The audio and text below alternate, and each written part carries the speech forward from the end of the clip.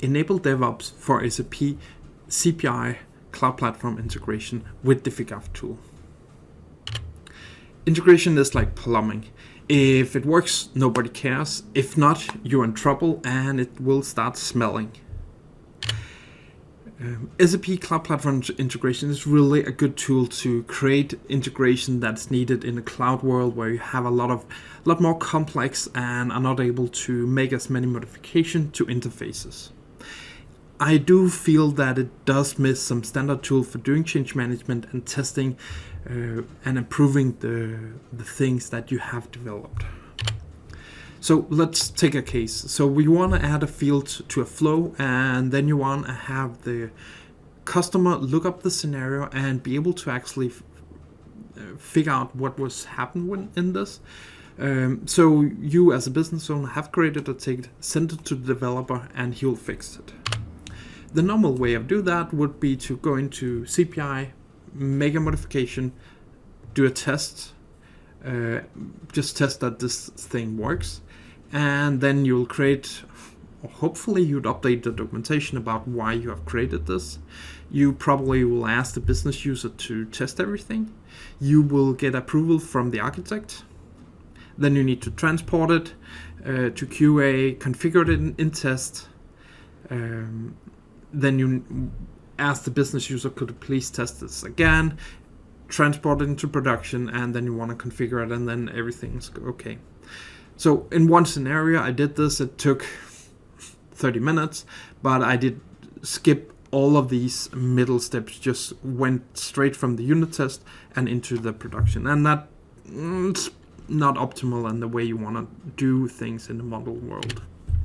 With the Figaf tool, we have automated and improved a lot of all these manual steps that is involved in this. So let me show you how we're able to do this. So first we'll have improved the way you're doing changes. So if you're doing coded, XSLT, GroovyScript, we have created a way that's enabled you to actually use an IDE for it. Then you still need to link this to the business request so you know why something has been changed and what was the reason for it. You want to have we can automate the documentation, we can run the unit test we already have, we can transport this, we can configure what the values need to be in all landscapes, we can do QA, we'll then ask the user to test again, and then we will move it to production the same way, automated. So we start and we get the information that we need to change this value to, let's just call it demo 2. Demo 2 and demo 2. So this is because we're using the ID, we can edit it here from here. Then we can actually just click here and deploy the iFlow directly from in here. And it takes 2 seconds, and then we've actually uploaded all the content that we have from here. We can also start the deployment process, but because we want to do versioning and change management and release it at a later point, we need to go in to our system and we want to create a new version of it. So we will just save as a version. And this is what you normally do, go save the version. And what the tool will now do is we will be able to synchronize this, and the synchronization process will download all content, all changes in the CPI flow. So with this, I would expect that we would get a new iFlow and possibly also a new script or a new XSLT, I guess it's a mapping, where we can see that there was actually something that was changed for this. So now we can see we have the new XSLT and new order. What we want to do is we want to assign it to the ticket. We'll want to create a new one in message, the name of the ticket. We will specify who's the owner of it. It's a development request. What are the landscape that we're using? And you would most likely just have a PI and a CPI landscape. So we'll use this one. And we will link it to the Jira request. And we can put in a link to the Jira, and we can just put in a description why this was made and what was the purpose, what were the things that we actually changed in this. So now we have created the ticket. We can see details of it. We can see what versions each of these have. We can go in and see what was actually changed in this XSLT, for instance. So we can see here versions, compare what was changed between these, and we can see that it was username 1 and now it's demo 2. What we can then do is we can go back, we can look at the test cases. What test cases do we have? And we have one here, we'll use that one. And normally you'd add all of these, and then you will open the test suite, and this is our test workbench where you can run these test cases that we have. It will send them into the CPI system, and then we will just need to wait until that message has been processed, and then we can download the results. And this does normally take a little while because it needs to download 27 messages via the API. So now it's done. Let's see what the result is. So we can view our results. We can see, there was actually an error here. So we can view the diff. The old one was demo and ticket, and the new one is demo 2, just as we got on our business request. So we'll just say, okay, good. We will select this new one to be the test run, and the next time we're running this will actually be true, or not result in any errors. So you as a business will just run it again. Let's just do that, and let's have the successful result here. So now we can see here the first one was an error, the second one is in success. So now we can go back to our CPI system. We can say we are ready to do transport. Everything looks good. We will then create transport, and this will create transport using the Figaf tool. And what you can see here is you will then get this overview. You can see what are the iFlows that you're transporting. You can go and drill in and see different information about it. And notice we're just transporting one iFlow and not all the iFlows in the package. We can go in here, we can configure what values this should have in our QA environment.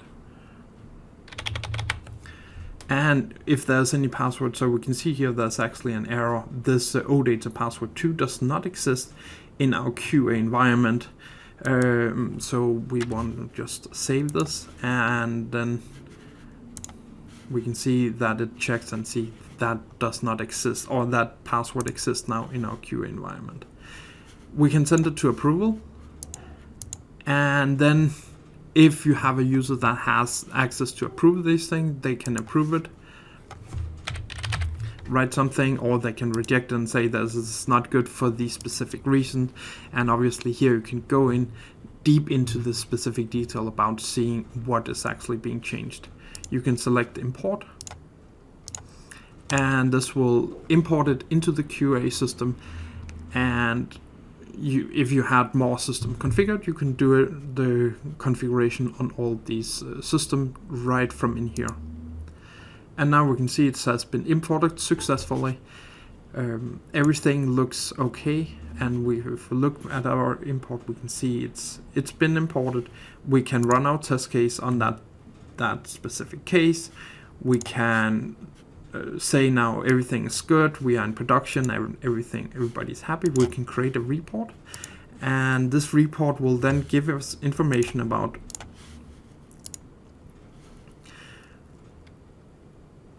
what was being changed, what are the attached objects, so what are all the objects modified for this specific reason. So notice we are just getting that it's the iFlow and the mapping that has been changed, not all the specific changes that have occurred.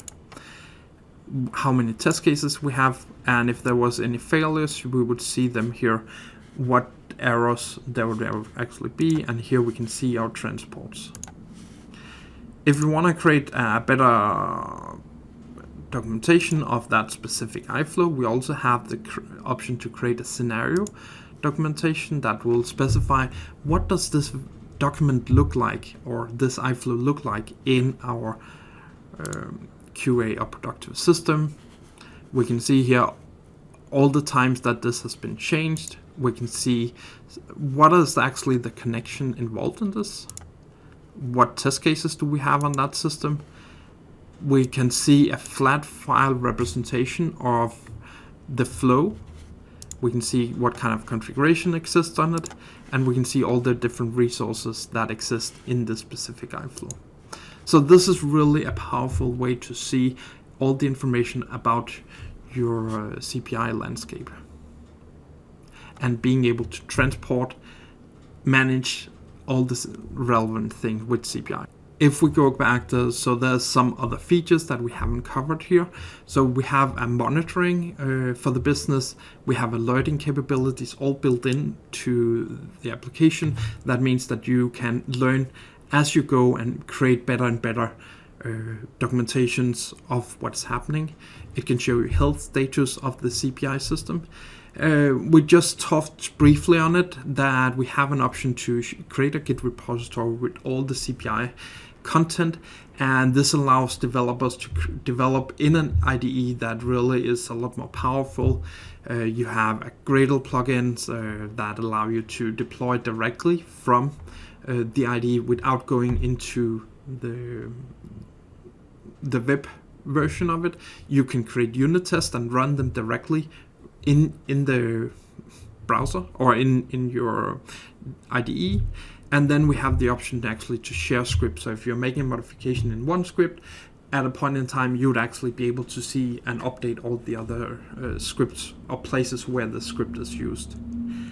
And we have much of the same functionality for change management for PI and API management. Just briefly want to give you an insight on the monitoring and alerting capabilities. So if we go back here, we can look at the support tool, and here we can select the iFlow, and or in here you can first select a specific type of alerts that you have. So we can see there was actually something here that was an alert that we can get out.